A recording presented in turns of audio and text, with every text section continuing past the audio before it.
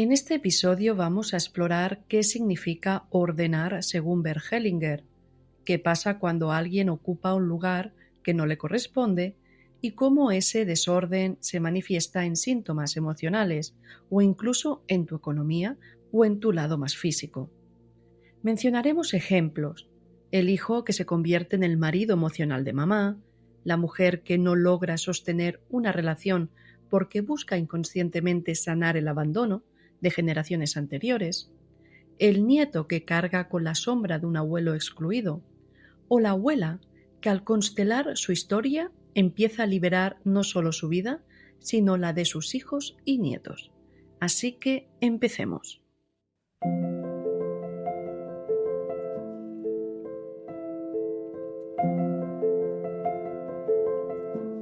¿Qué significa ordenar según Bert Hellinger? Cuando Bert Hellinger hablaba de ordenar el sistema familiar, no se refería a imponer reglas externas ni a exigir que cada miembro de la familia actúe de determinada manera. Tampoco proponía moralizar ni etiquetar comportamientos como correctos o incorrectos. Hellinger observó a través de miles de constelaciones que en todo sistema familiar existe un orden profundo, una arquitectura invisible que sostiene la vida y permite que el amor circule. Ese orden no surge de las decisiones individuales ni de los acuerdos conscientes entre familiares.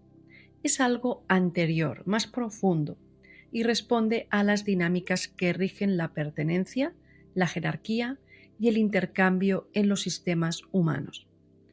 Cuando este principio se respeta, el amor puede fluir con naturalidad, incluso entre quienes han sufrido heridas graves. Pero cuando se altera, niega o rompe, las consecuencias se manifiestan en síntomas emocionales, físicos o relacionados con la parte económica, trabajo o éxito. Así que ordenar es honrar el lugar de cada uno, respetar la jerarquía natural, padres arriba, hijos abajo, reconocer lo que fue sin juzgarlo ni rechazarlo, dar un lugar a los excluidos y sobre todo también ordenar es el equilibrio entre dar y recibir. Ahora miremos uno a uno de forma profunda. Primero, honrar el lugar de cada uno. Esto significa reconocer que cada miembro ocupa un sitio único, necesario e irreemplazable dentro del sistema familiar. Un hijo no puede asumir el rol del padre, aunque papá esté ausente. Una pareja actual no puede ocupar simbólicamente el lugar de una expareja que fue excluida o denigrada. O un nieto no puede, por más amor que tenga, redimir el sufrimiento de un abuelo injustamente tratado o cargar con sus heridas no resueltas. Pero lo esencial aquí es entender que estas situaciones no suceden por voluntad consciente. Nadie se despierta un día diciendo: vale, hoy ocuparé el lugar de mamá para cuidar a mis hermanos, o voy a sufrir en nombre de mi abuelo para aliviar su destino. Estos movimientos son activaciones del sistema familiar inconsciente, como si la memoria del clan buscara espontáneamente reequilibrarse. ¿Pero por qué el sistema lo hace? ¿Qué propósito profundo tiene estas lealtades invisibles? Veamos de cerca el propósito de estas lealtades y cómo en cada caso se manifiestan el desorden, el intento de ordenar y el amor ciego que lo sostiene. Hay 4 propósitos profundos en estas lealtades. 1. Mantener la pertenencia. En el fondo, todo sistema familiar busca asegurar que ninguno de sus miembros quede fuera, aunque haya sido olvidado, rechazado o dañado. La pertenencia es un derecho esencial, y cuando este derecho se amenaza, otros miembros tratarán de preservarlo. Por ejemplo, en una familia, el hermano mayor es repudiado por haber cometido un delito grave. Nadie vuelve a hablar de él. Se borra fotos, conversaciones y reuniones. Años después, uno de los nietos, sin conocer a ese tío, empieza a tener problemas con la ley, pequeños robos, actos de rebeldía, autoboicots. El desorden de aquí es que el hermano fue excluido, expulsado del sistema. Y el intento de ordenar es el nieto a través de su conducta disruptiva porque mantiene vivo el lugar de ese excluido, como diciendo, él sigue existiendo, mirad. Y el amor ciego aquí es que el nieto sacrifica su propia libertad para que el excluido no sea olvidado. 2. Sostener lo no dicho, lo callado y ocultado. Lo que no se nombra permanece activo en la sombra del sistema.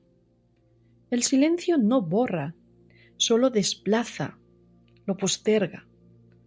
Otro miembro, a menudo generaciones después, terminará expresando lo que fue silenciado. Ejemplo: la abuela materna fue víctima de abuso sexual en su infancia, pero nunca se habló de ello, ni siquiera entre las hijas. ¿Qué pasa aquí? Que décadas después, una nieta adolescente empieza a tener crisis de pánico al acercarse a la adolescencia, sin causas visibles. El desorden aquí del sistema es el trauma que quedó silenciado, sin espacio para ser llorado ni mencionado. Y el intento de ordenar, por la parte del sistema inconsciente, es que la nieta expresa, a través del cuerpo, el miedo y el dolor atrapados en la generación anterior. Y aquí el amor ciego se manifiesta con la nieta que carga con un síntoma para mostrar lo que nadie pudo decir con palabras. 3. Compensar lo que no fue reconocido. Cuando algo importante no se mira ni se honra, un sacrificio, un sufrimiento, una pérdida, alguien en el sistema intenta equilibrarlo. Por ejemplo, el abuelo paterno fue un hombre trabajador que sostuvo a toda la familia, pero murió endeudado, avergonzado, y su esfuerzo nunca fue reconocido. Solo quedó la etiqueta de fracasado. Un nieto, brillante en su carrera, se autosabotea cada vez que está por lograr algo importante. Entonces, el desorden del sistema aquí es el sacrificio del abuelo que fue ignorado, no fue honrado. Al contrario, fue reducido solo a un juicio. Es decir, todo el amor del abuelo acabó solo en una exclusión y en un juicio. ¿Cuál es el intento de ordenar del sistema? Pues que el nieto inconscientemente renuncia al éxito para compensar lo no valorado en el abuelo. Aquí el amor ciego es que el nieto cree que al fracasar honra la memoria no reconocida, pagando una deuda emocional. Y no es que el nieto lo crea, es el sistema inconsciente que actúa por amor ciego. Y el cuarto propósito profundo de estas lealtades invisibles es cumplir mandatos ancestrales no resueltos.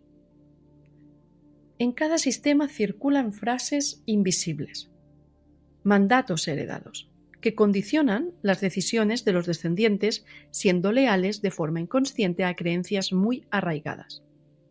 Veamos también un ejemplo aquí. En la línea materna, durante generaciones, las mujeres escucharon frases como «los hombres solo traen problemas» o «mejor sola que mal acompañada». La madre cría sola a sus hijos y dice lo mismo. ¿Qué pasa aquí? Que la hija, ya de adulta, rompe varias relaciones, elige parejas distantes o indisponibles y al final siempre queda sola. Entonces, ¿qué pasa aquí? El desorden, que hay un mandato heredado que desvaloriza el vínculo amoroso.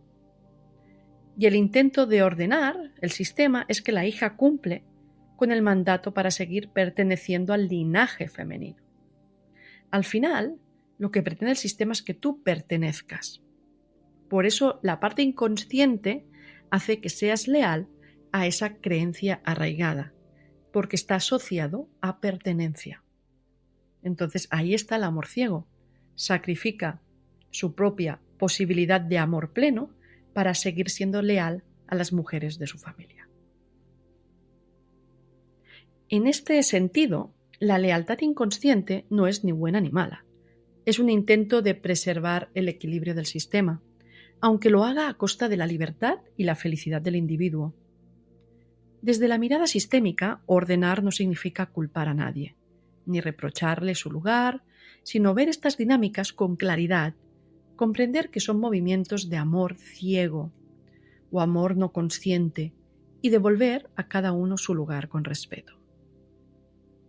Honrar el lugar de cada uno significa también liberar al sistema de la necesidad de seguir repitiendo patrones para reparar lo irreparable. Es reconocer que lo que fue, fue y que no necesitamos seguir cargando con ello generación tras generación. En palabras de Hellinger, es permitir que el amor que ve, el amor consciente, sustituya al amor que no ve, el amor ciego, de las repeticiones inconscientes, abriendo espacio a la vida tal como es, aquí y ahora.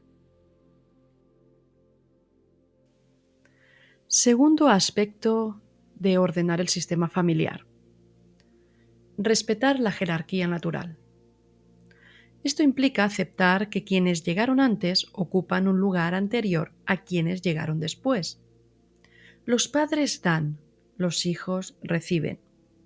Los abuelos están antes que los padres. Los hermanos mayores preceden a los menores. Este principio, que puede parecer evidente cuando lo enunciamos, es uno de los más difíciles de vivir en la práctica, porque choca con heridas, ausencias y desórdenes emocionales que no sabemos cómo sostener. ¿Qué pasa, por ejemplo, cuando papá emocionalmente no está disponible y el hijo mayor se convierte en el confidente de mamá, asumiendo problemas y angustias de pareja que no le corresponden? Ese hijo, por amor ciego, intenta ocupar un lugar que no es suyo y en el proceso pierde su lugar de hijo, cargando una responsabilidad emocional que muchas veces lo marcará en sus propias relaciones de pareja en el futuro. ¿O qué sucede cuando un hermano menor se vuelve emocionalmente más fuerte, más protector, más mediador que el hermano mayor, porque éste ha sido desplazado, excluido o debilitado por circunstancias ajenas o familiares? El hermano menor carga entonces un peso que no le corresponde, y aunque pueda parecer más maduro o más resolutivo, en el fondo está viviendo un desorden. Ocupa un lugar emocional por encima del hermano mayor, pero no por derecho, sino por desequilibrio. Un caso que muestra con claridad este desajuste es el de una madre que consciente o inconscientemente aísla al padre, lo desautoriza frente a los hijos y asume para sí el rol de madre y padre al mismo tiempo. Aunque externamente parezca fortaleza, detrás suele haber una dinámica sistémica mucho más profunda. Tal vez en su linaje femenino hubo mujeres excluidas, como una bisabuela que fue casada a la fuerza con un hombre del cual se sintió invadida, desposeída de su libertad y en cierto modo despojada de sus propios hijos, criados bajo las reglas de él o de su familia política. Esa herida ancestral queda latente en las generaciones siguientes y ahora en esta madre emerge como un movimiento inconsciente de recuperar el control y el derecho perdido, como diciendo: yo ahora decido, yo protejo, yo tomo el lugar que antes nos fue arrebatado. Y desde el amor ciego busca restaurar una dignidad femenina herida, pero en el proceso desplaza al padre, desordena la jerarquía y coloca a los hijos en una situación ambigua, hijos de ella, pero no plenamente hijos de él. Ese desequilibrio se transmite Los hijos pueden crecer con rabia hacia el padre, con excesiva identificación con la madre, o con dificultades para reconocer figuras de autoridad sanas en sus propias vidas. Aquí no se trata de juzgar ni culpar, sino de mirar el movimiento oculto que actúa detrás, ver que hay un trauma transgeneracional que busca resolverse, pero que no puede sanarse a través del desorden. Ordenar significa devolver al padre su lugar y liberar a la madre de la carga de tener que serlo todo, porque esto es muy agotador. Así que cada uno pueda ocupar su sitio propio. ¿Y qué ocurre cuando los hijos, preocupados por las dificultades económicas, emocionales o existenciales de los adultos, empiezan a asumir responsabilidades que solo les competen a los padres? Niños que sienten que tienen que alegrar a mamá para que no se hunda. Adolescentes que intentan salvar a papá de su depresión. Hijos que trabajan desde muy jóvenes para sostener al resto de la familia. Todo eso es amor ciego que rompe la jerarquía. Los hijos dejan de recibir para convertirse en sostenes.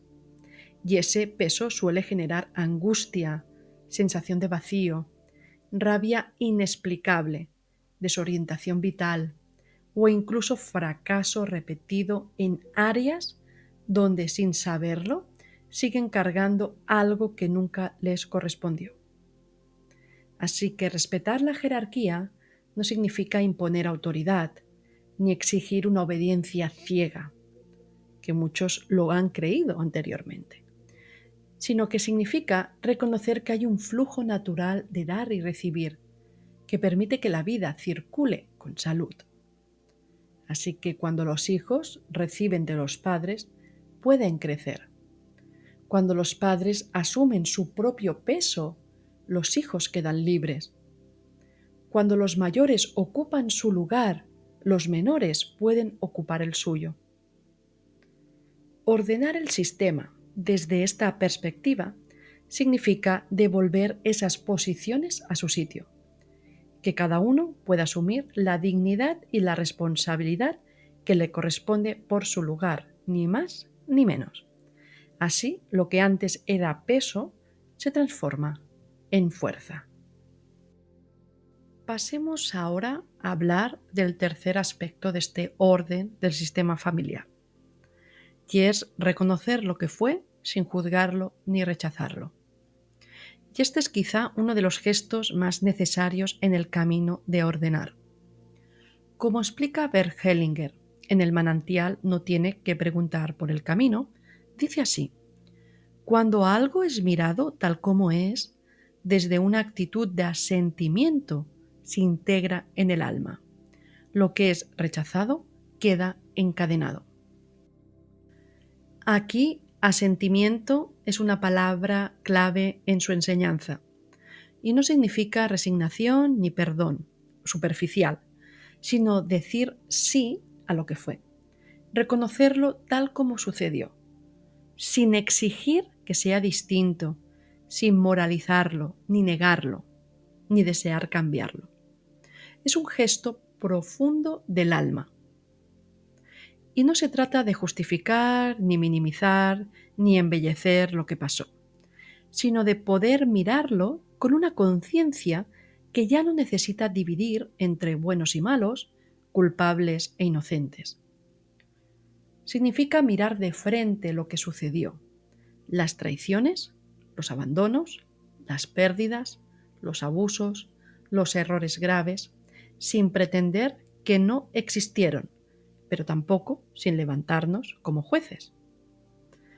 Hellinger decía que cuando juzgamos a un miembro de nuestra familia, quedamos atados a él. Nos convertimos en su sombra, en su espejo invertido. El juicio nos mantiene atrapados en la misma energía que queremos rechazar. Así que es importante abrir un espacio en el corazón donde decir internamente: Esto fue así. Fue doloroso, fue difícil, pero aún así esto pertenece y no lo excluyo. Reconocer lo que fue puede significar, por ejemplo, dejar de repetir frases como mi madre no debería haber sido así, mi padre arruinó nuestra vida, mi abuelo fue un monstruo, mi hermano no merece perdón. Estas frases nos mantienen anclados en el pasado y aunque parezca paradójico, nos vinculan más estrechamente al destino de aquellos a quienes rechazamos. El hijo que repudia a su padre alcohólico tal vez termine atrapado en una relación de pareja marcada por la misma dependencia. O la nieta que desprecia a la abuela porque abandonó a sus hijos. Quizá crezca repitiendo de otra manera el mismo patrón de abandono, ya sea físico o emocional. El reconocimiento tiene una fuerza que libera porque dice, veo lo que fue, veo tu historia. Es verdad, hay dolor, me duele, pero no necesito tomar un juicio ni arreglarlo, ni pedir explicaciones, porque tú eres parte de nuestra historia y yo puedo seguir mi camino. Así que ordenar aquí significa dejar de luchar contra el pasado, mirar lo que hizo daño sin que nos defina y permitir que cada uno cargue su propia responsabilidad sin intentar cargarla ni borrarla por nosotros.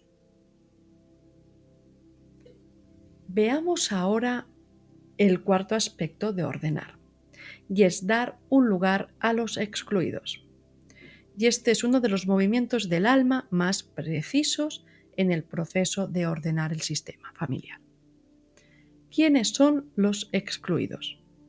Son aquellos de quienes no se habla, los que han sido negados o rechazados dentro de la historia familiar.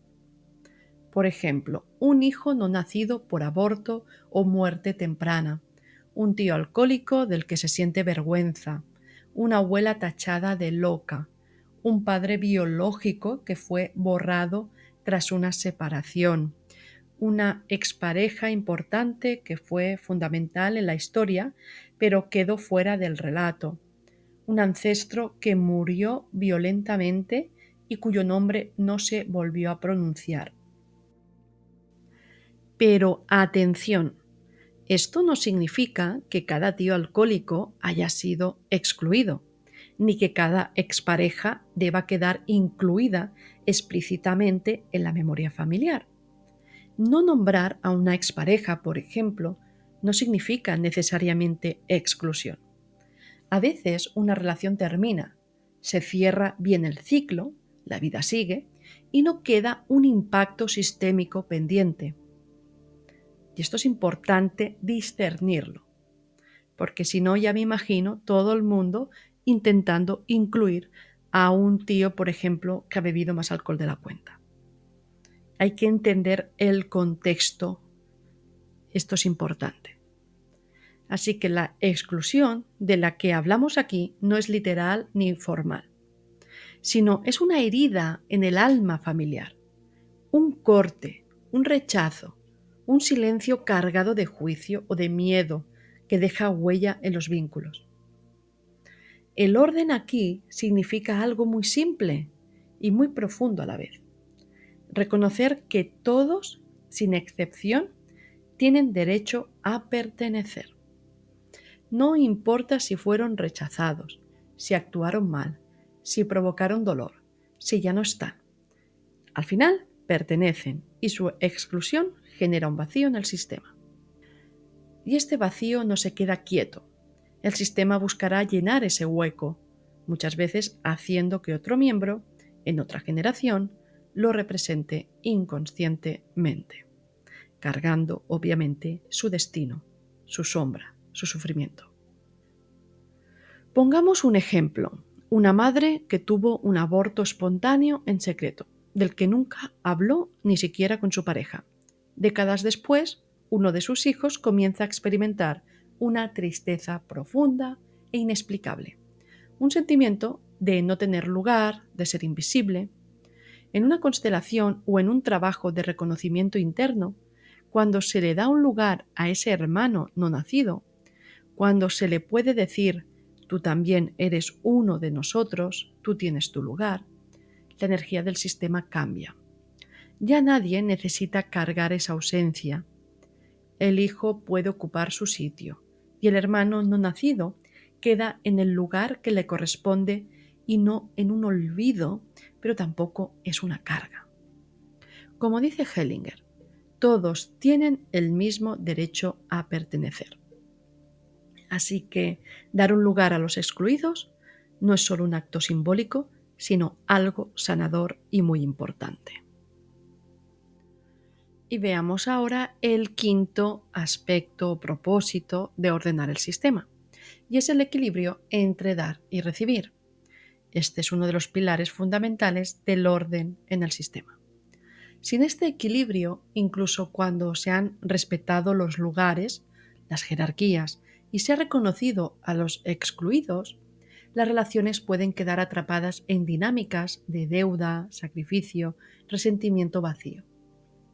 En las relaciones entre iguales, como la pareja, los hermanos, los amigos, el flujo de dar y recibir necesita mantenerse vivo para que la conexión se sostenga.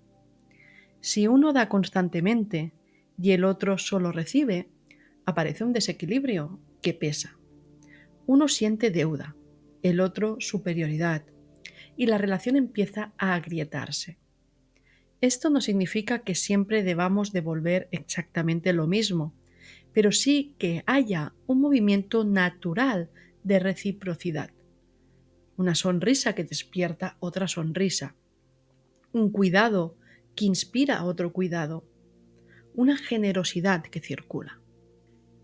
En la pareja, por ejemplo, cuando uno da continuamente atención, afecto, dinero, tiempo, y el otro solo recibe, sin gratitud ni devolución, lo que parecía amor acaba transformándose en distancia y mucha carga. El que da puede sentirse agotado y el que recibe inconscientemente culpable o endeudado y puede incluso terminar alejándose. En las relaciones verticales, como entre padres e hijos, el equilibrio funciona de otra manera.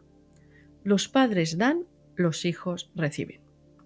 Y los hijos, cuando crecen, no devuelven a los padres lo recibido, sino que lo transmiten hacia adelante, a sus propios hijos, a su trabajo, a su pareja, a su comunidad.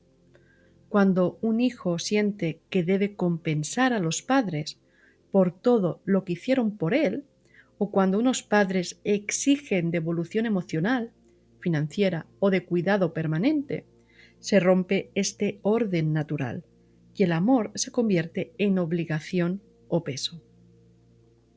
En términos sistémicos, ordenar significa reconocer también estos flujos de dar y recibir. Permitir que lo que fue dado sea recibido con gratitud. Permitir que lo que fue recibido pueda inspirar a dar hacia adelante. Y permitir que entre iguales haya un equilibrio que nutre y no agota. Al final, como decía Bert Hellinger, el amor crece cuando es compensado, cuando es compartido, cuando es equilibrado. Veamos ahora una pregunta clave.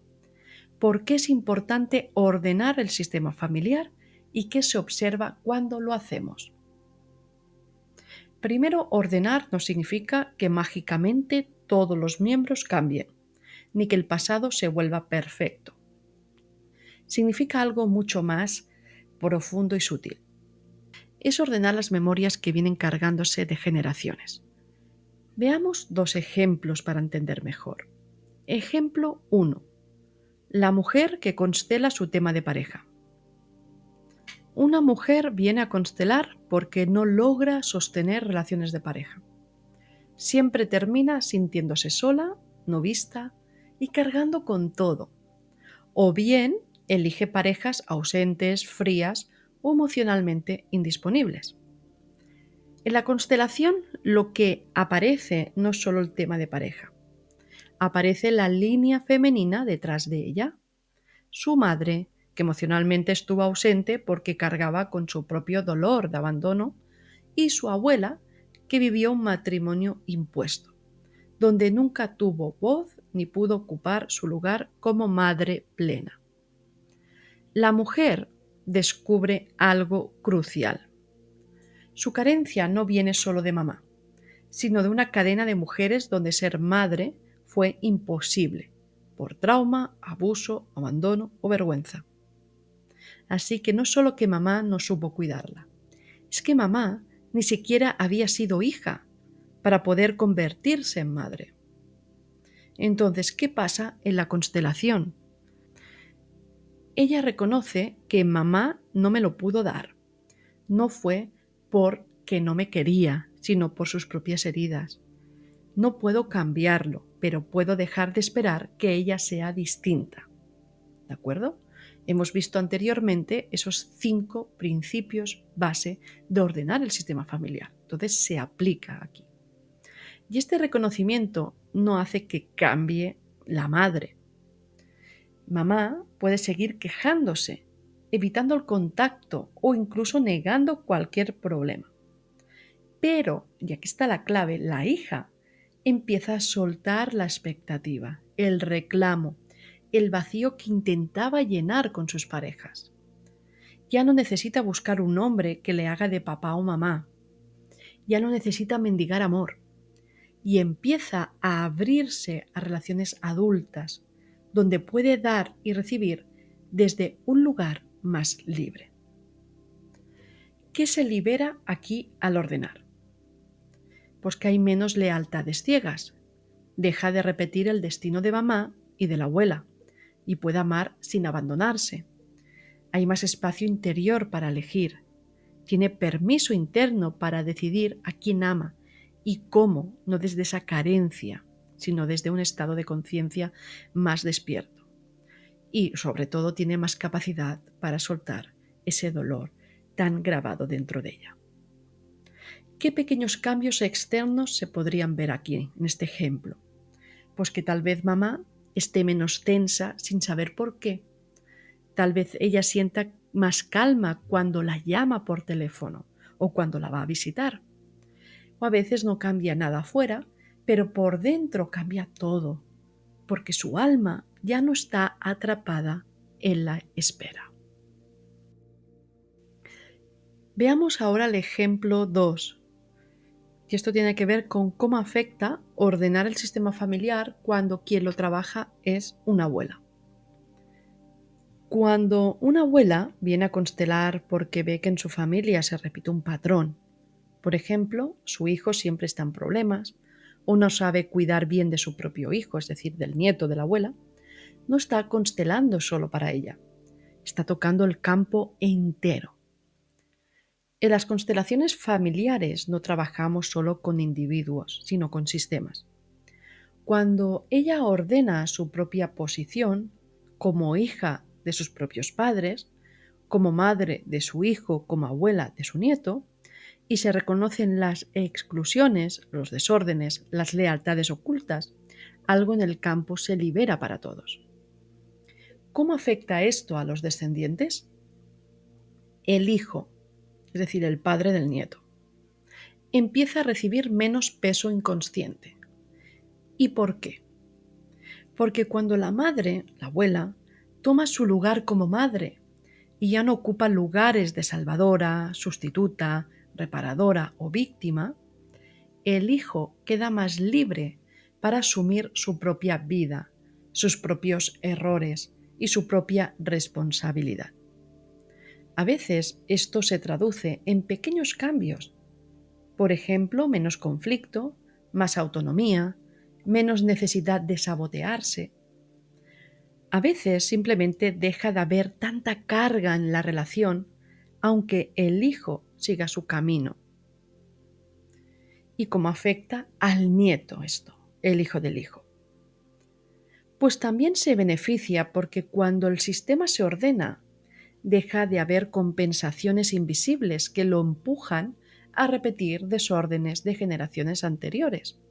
Por ejemplo, si el padre no asume su rol porque está atrapado en una lealtad con su madre, la abuela consultante.